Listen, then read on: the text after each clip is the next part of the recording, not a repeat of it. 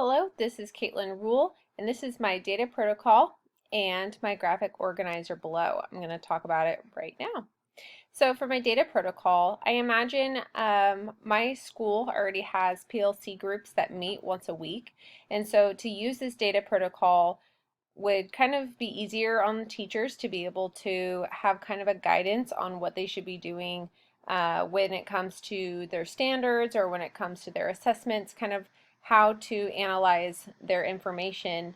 And from the big picture of this class, I think being able to see the data and kind of be able to discuss what's right in front of you, it makes it a little bit easier when it comes to talking about data and talking about numbers.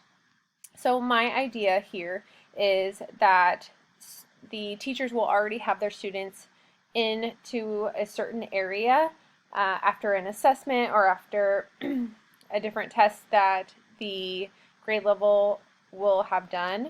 And so they will already have their students in a particular area, and then they can talk about these different leveled questions as they're moving forward.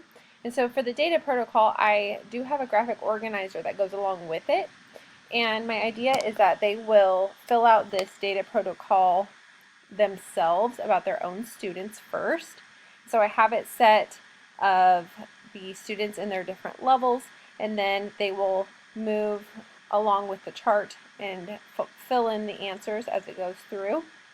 And then below I have as a team, so they'll bring their individual forms that they filled out about their own students, and then as a team they can talk about where their students fell, and then they'll be able to discuss like if students partially met the standard, a number out of a number of students, and what percentage as a whole grade level. They can discuss, well, what patterns did you notice in your students that partially met? And we can see if that's all around grade level or if that's a particular class, and we can see where we can grow and what areas need improvement and maybe what areas are really successful that we can keep for future.